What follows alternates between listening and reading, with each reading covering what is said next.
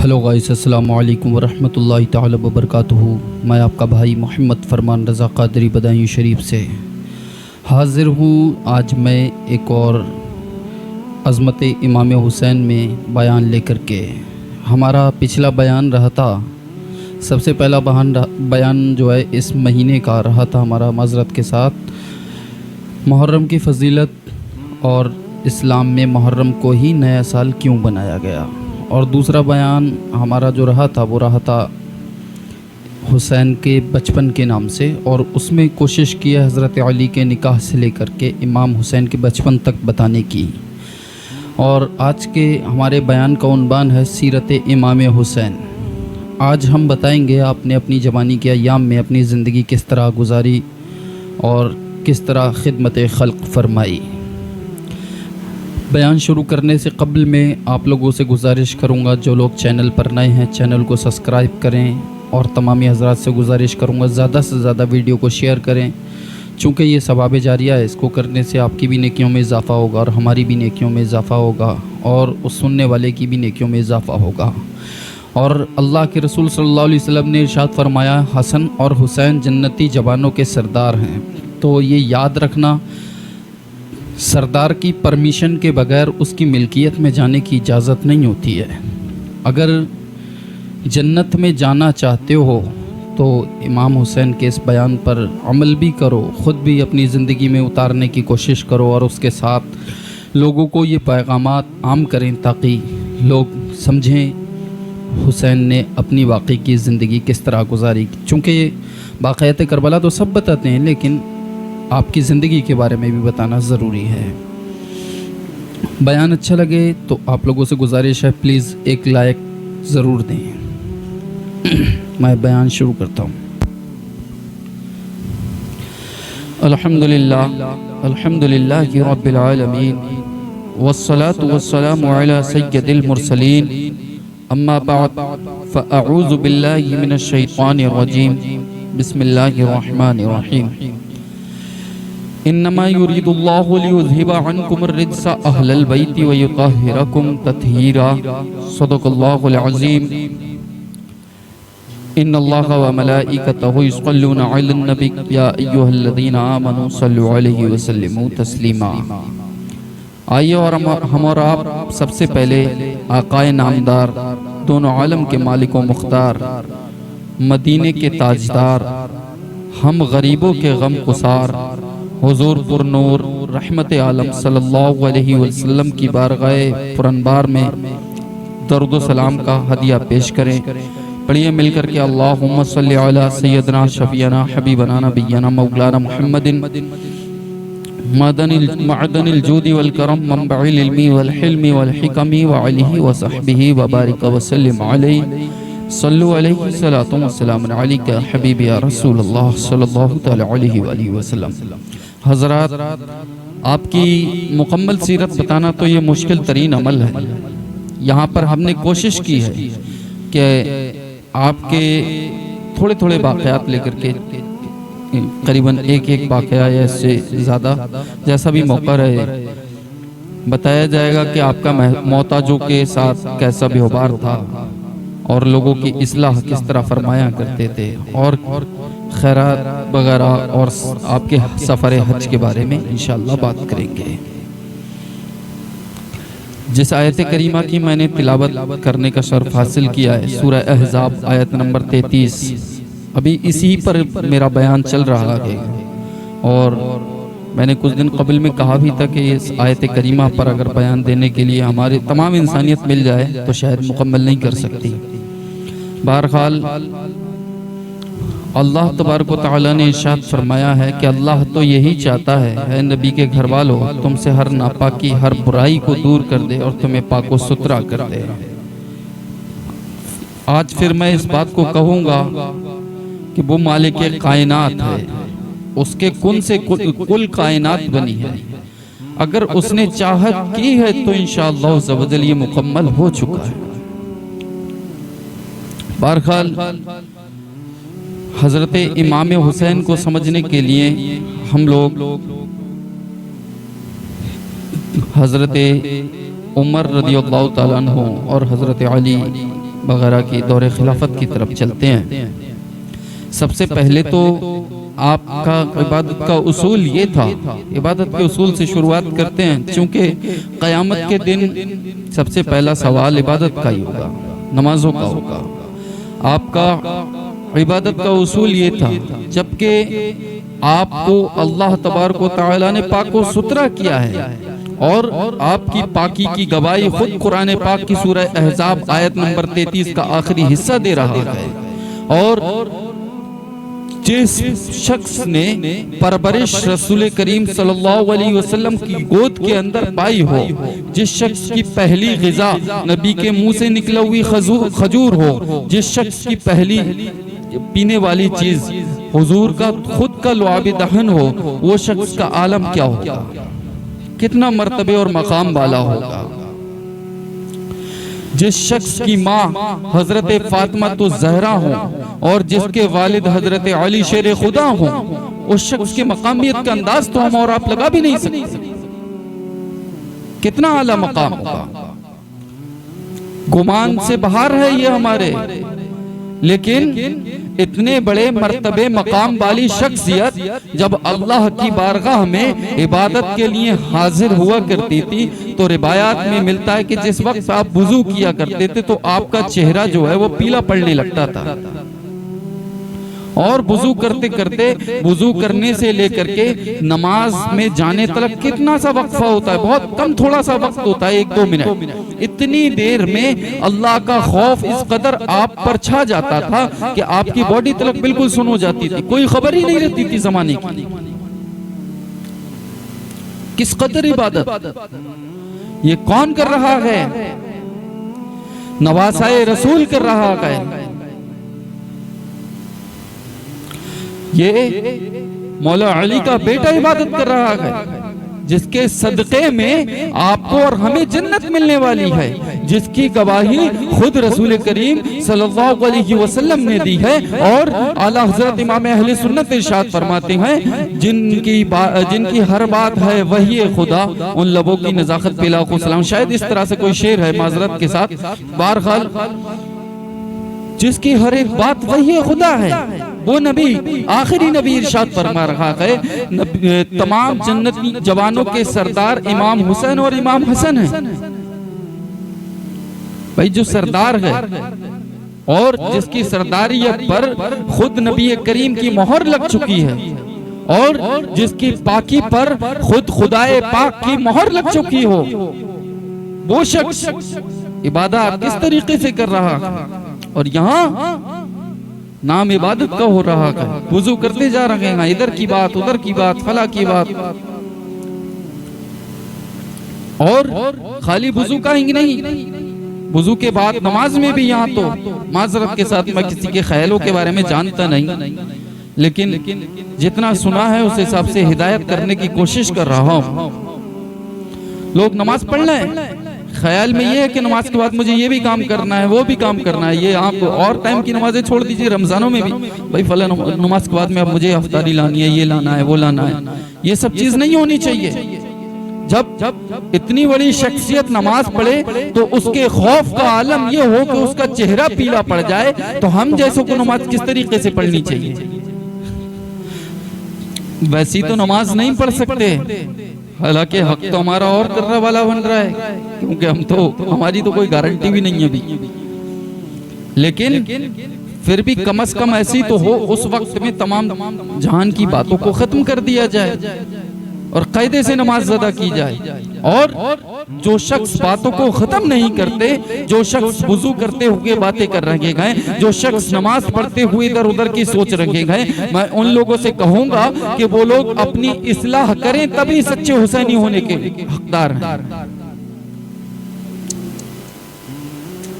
कोशिश करें, और फिर भी अगर ख्यालात आए तो अपने इलाके के इमामों से मिलें और उलमाओं से मिलें, उनसे दुआ कराएं, और उसके साथ साथ खुद आप भी आऊज़ु बिल्लाहि मिनश शैतानिर रजीम ज्यादा से ज्यादा पढ़ें, इंशाअल्लाह ज़बरदस्त बसवसों से महफूज रहेंगे। और आपकी सखावत का आलम पे चलते हैं। रिवायात में आता है कि जब आपके विसाल के बाद में, आपकी शहादत के बाद में गालिबन 3 दिन के बाद में आपको, माजरत के साथ 3 दिन के बाद में आपको जब दफन किया जा रहा था, उस वक्त में कुछ लोगों ने आपकी पीठ पर और कांधों पर निशानात देखे, तो उन्होंने हजरत जैनुल आबिदीन से मालूम किया, कहा हुजूर ये निशानात तलवारों के तो लग नहीं रहे, क्योंकि ये पुराने निशानात हैं, फिर इनकी पीठ पर और कांधों पर ये निशानात हैं काहे के? हजरत जैनुल आबिदीन रोने लगे और रोते रोते इरशाद फरमाया कि ये निशानात वो निशानात हैं जब मदीने वाले लोग सारे सो जाया करते थे, उस वक्त में मेरे अब्बा अपनी पीठ पर रख करके अनाज की बोरियां लोगों के घरों में खामोशियों के साथ में गरीबों के घरों में पहुंचा के आया करते थे। और आज यहां पर अगर कोई जरा सा इमाम हुसैन के नाम पे लंगर कर ले तो उसकी वीडियो डाल रहा है, और यहां पर आज कोई किसी गरीब के साथ जरा सी नवाजिश कर दे तो वो वीडियो डाल रहा है, लोगों के सामने सोशल कर रहा है। लेकिन उसे गौर करना चाहिए कि हमारे आका इमाम हुसैन, जिनके आज हम उर्स मना रहे हैं, जिनके नाम पर आज हम सदके खा रहे हैं, जिनके वसीले से कल बरोज़े क़यामत हमें जन्नत इंशाअल्लाह मिलेगी, वो हुसैन ने जब खैरात की, जब सदकात किए तो किस तरीके से किए? ये आलम था आपका।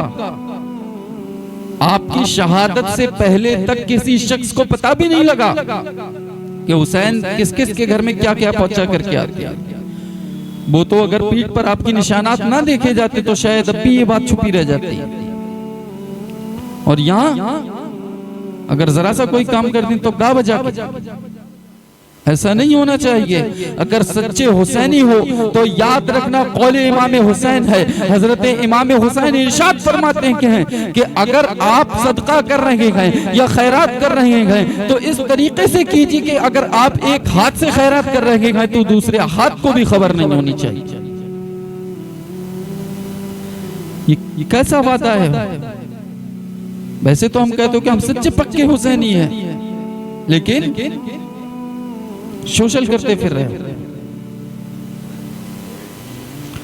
ये याद रखना, अगर तुमने सोशल किया और उसमें अल्लाह ने तुम्हें इज्जत दे दी, मान लो तुम जमाने में रोशन भी हो गए कि भाई फला शख्स ने इतना दिया, इधर दिया, उधर दिया, फला जगह दिया, तो ये याद रखना फिर आखिरत में आपका हिस्सा शायद खत्म हो सकता है। चूंकि कहीं अल्लाह ने ये सवाल कर लिया कि तूने जो कुछ किया था उसकी इज्जत तो तुझे मैंने दुनिया में दे दी, अब इस काम का आखिरत में तेरे लिए कोई हिस्सा नहीं, तो क्या करोगे? गया सारा माल। इसीलिए सच्चे हुसैनी बनो, खामोशी से खैरात करो। और खैरात के वाक़े पर चलते हैं। एक शख्स आता है आपके पास में, बड़ा मजबूर परेशान, आने के बाद आपसे कहता है हुजूर हमारी कुछ मदद कर दीजिए। आप अपने गुलाम से पूछते हैं क्या कुछ है भाई? वो कहता है हुजूर दिनार की 2 थैलियां हैं। आप कहते हैं उठा करके लाओ। वो दोनों थैलियां उसके हाथ में देते हैं और चेहरे को फेर लेते हैं, ताकि हुसैन का चेहरा फेरना ये इशारा दे रहा था ताकि ये शख्स मेरा चेहरा देख करके और मजीद अफसोस में ना पड़ जाए। और हुसैन किसी की नदामत के आंसू नहीं देखना चाहता है।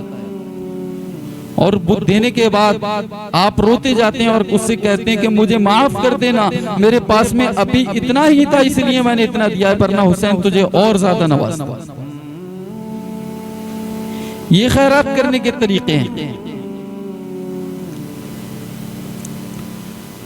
और आपकी सादगी का आलम, भाई जिसके बारे में कुरान की आयत पहले ही शहादत देके जा चुकी हो कि ये पाक और सुथरे हैं, जिसके बारे में रसूल करीम सल्लल्लाहु अलैहि वसल्लम ने पहले ही हदीस इरशाद फरमा दी हो, हुसैन मुझसे हैं और मैं हुसैन से हूं, और जो वो हुसैन से मोहब्बत करता है अल्लाह भी उससे मोहब्बत करता है। ऐसी शख्सियत भाई, अगर ये बात हदीस में है 100% है कि जो हुसैन से मोहब्बत करते हैं अल्लाह उससे मोहब्बत करता है, तो फिर इस हिसाब से तो हम पर फर्ज है हुसैन की मोहब्बत। हुसैन की मोहब्बत हम पर फर्ज है, उसे छोड़ नहीं सकते थे, लेकिन उसके बावजूद आपकी सादगी का आलम यह था कि एक मर्तबा आप मदीना शरीफ में कहीं गुजर रहे थे, रास्ते में कुछ यतीम और मिस्कीन सूखी रोटी बैठ करके खाना खा रहे थे जमीन पर।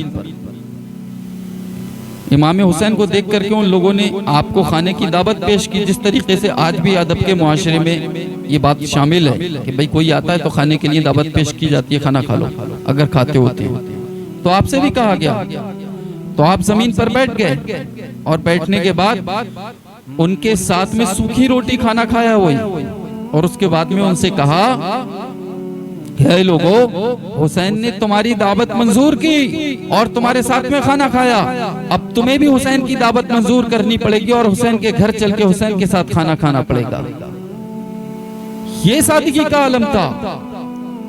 मर्तबे और मकाम की बात तो बहुत बड़ी है, लेकिन सादगी भी गौर करनी चाहिए। और यहाँ अगर किसी की 20-30 हजार रुपए महीने की तनख्वाह हो तो वो गरीब को अपने पास भी बिठाना नहीं चाहता है, खिलाना तो बहुत बड़ी बात है। कैसे हुसैनी हो भाई? अगर सच्चे हुसैनी हो तो ये आदत अपने अंदर से निकाल दो तकब्बुर वाली। और याद रखना, कुरान खुद इस बात की गवाही दे रहा है, शैतान भी अगर किसी चीज से बर्बाद हुआ है, शैतान को अगर किसी चीज ने लूटा है तो वो उसका तकब्बुर था। और हुसैन पाक की सीरत ये गवाही दे रही है कि तकब्बुर को अपने आप से दूर फेंक दो। और हम हुसैनी होने का दावा तो कर रहे हैं, लेकिन तकब्बुर बराबर है, एटीट्यूड बराबर है, घमंड बराबर है। ये कैसे हुसैनी हो? अगर सच्चे हुसैनी हो तो आज से वादा कर लेना, इंशाअल्लाह तकब्बुर को बिल्कुल दूर फेंक देंगे। और कर्ज मंदों के साथ यानी मजबूरों के साथ किस तरीके से आप रहम फरमाया करते थे। एक मर्तबा मदीना शरीफ के अंदर एक की आयादत के लिए आप तशरीफ ले गए। ले जाने के बाद उस शख्स ने कहा, हुसैन आप नवासाए रसूल हैं, जन्नत में नौजवानों के सरदार हैं, आप मेरे लिए दुआ कर दें कि मुझे अल्लाह तबारक व तआला उस वक्त तक मौत ना आए, न दे अल्लाह तबारक व तआला मुझे उस वक्त तक मौत ना दे जब तक कि मैं अपना तमाम कर्ज अदा ना कर लूं। और हुसैन मुझे डर है कहीं मैं इस कर्ज के हालत में दुनिया से ना चला जाऊं। कर्ज एक ऐसी चीज है जो शहीद पर भी माफ नहीं है। अगर कोई शख्स इस्लाम की राह में शहीद भी हो जाए, लेकिन उसके ऊपर किसी का अगर कर्ज है तो वो कर्ज उस पर भी माफ नहीं है। कर्ज देना है। बारगाल हुसैन पाक इरशाद फरमाते हैं, भाई घबरा नहीं, हुसैन का वादा है तेरे इंतकाल से पहले हुसैन तेरा कर्ज को अदा कर देगा। ये सखावत का आलम था। और खामोशी के साथ सारी सखावत है, दावत जाके नहीं आप लोगों की तरह। अगर अच्छा खाना भी खा रहा हो तो उसकी भी स्नैप बना रहा है, ऐसे नहीं, खामोशी के साथ सखावत है। और आपके इल्म का आलम ये था कि अगर हजरत अली किसी काम में बिजी हुआ करते थे, मसरूफ हुआ करते थे, और कोई मसला लेकर के आ जाया करता था, बड़े से बड़ा मसला, तो हजरत अली रदियल्लाहु तआला अन्हु कह दिया करते थे कि हुसैन से जाकर के मालूम कर लो, हुसैन इस मसले में आपकी इस्लाह फरमा देंगे। और आपकी इस्लाह का तरीका ये था कि एक मर्तबा एक बुजुर्ग शख्स, बूढ़े शख्स वुजू कर रहे थे, तो इमाम हसन और इमाम हुसैन दोनों लोग वहां तशरीफ फरमाते हैं, और वो देख रहे थे कि ये बुजुर्ग जो हैं वो वुजू गलत तरीके से कर रहे हैं। तो आप दोनों ने इस्लाह का एक बेहतरीन तरीका सोचा। आपने कहा कि भाई बुजुर्ग शख्स से कहा, बाबा जान हम दोनों वुजू कर रहे हैं, भाई लोग आपको देख करके बताना है कि हम दोनों में से वुजू किसका ठीक है। और दोनों भाइयों ने बिल्कुल ठीक तरीके से वुजू किया। और उसके बाद में वो शख्स समझ गए, जो बुजुर्ग आदमी थे, जो बूढ़े आदमी थे, और कहने लगे, ऐ नवासाए रसूल, आपकी इस्लाह करने के अंदाज पर मैं कुर्बान हूँ और मेरे माँ बाप भी कुर्बान हूँ। हुजूर आप दोनों के तरीके ठीक हैं, तरीका तो मेरा गलत था जो आपने सुधार दिया है। आज की तरह नहीं, अगर किसी से गलती हो रही है तो उसे वहीं घेर लिया कि भाई तूने ये गलत किया, वो गलत किया। मौका ढूंढो इस तरीके से उसे समझाओ जिससे उसे जिल्लत महसूस ना हो। वक्त ज्यादा हो रहा है, मैं अपने बयान के आखिरी बातों की तरफ चलता हूँ। एक वाकया सिर्फ और बताऊंगा कि भाई इमाम हुसैन ने अपने भाई के साथ किस तरीके से रहे। आप दोनों भाइयों में किसी बात को लेकर के आपस में नाराजगी हो गई, कुछ देर के लिए, कुछ वक्त के लिए बोलचाल बंद हो गई। एक दिन गुजरा, इमाम हसन और इमाम हुसैन दोनों मस्जिद में थे इशा के बाद। दोनों एक दूसरे से उम्मीद करते रहे कि ये बोले हसन बोले और वो बोले हुसैन बोले। एक दिन गुजर गया, 2 दिन गुजर गया, तीसरे दिन दोनों मस्जिद में से कोई नहीं जा रहा था, इसी उम्मीद पर। फिर इमाम हुसैन ने जान पूछ करके 2 कदम बढ़ाए। इमाम हसन बोल पड़े, बोले भाई मुझसे बात नहीं करोगे? तो इमाम हुसैन ने इरशाद फरमाया, भाई मैं आपसे बात करने के तो कब से इंतजार में था, लेकिन मुझे नाना की वो हदीस याद है। नाना ने इरशाद फरमाया है, जो शख्स लड़ाई के बाद में सुलह करने में पहल करता है वो शख्स जन्नत में पहले दाखिल होगा। और हुसैन इसीलिए ये तमन्ना कर रहा था कि हुसैन अपने भाई से पहले जन्नत में दाखिल ना हो, पहले बड़ा भाई जन्नत में दाखिल हो, उसके बाद हुसैन दाखिल हो। यहाँ पर तो भाई आपस में लूट के ही खा जा रहे हैं, और वो भाई कैसे कि दुनिया भी संवारने की कोशिश कर रहे हैं और आखिरत भी संवारने की कोशिश कर रहे हैं। अगर सच्चे हुसैनी हो तो अपने भाइयों पर रहम करना सीख लो।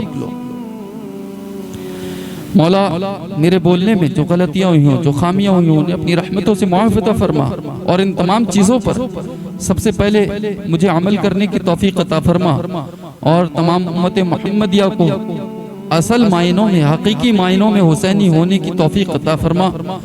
मौला हम सब पर अपना रहम फरमा, और दुनिया में भी हुसैन की मोहब्बत में जिला, और दुनिया से उठाए तो हुसैन की मोहब्बत में उठाना, और जब कल परोज़े क़यामत उठाए तो हुसैन पाक के दामन के साए के तले उठाना। मौला व आखिरु दावाना अनिल हम्दुलिल्लाहि रब्बिल आलमीन, अस्तगफिरुल्लाहि रब्बी मिन कुल्लि ज़ंबिन व अतूबु इलैहि। अस्सलामु अलैकुम। ला इलाहा इल्लल्लाह मुहम्मदुर रसूलुल्लाह।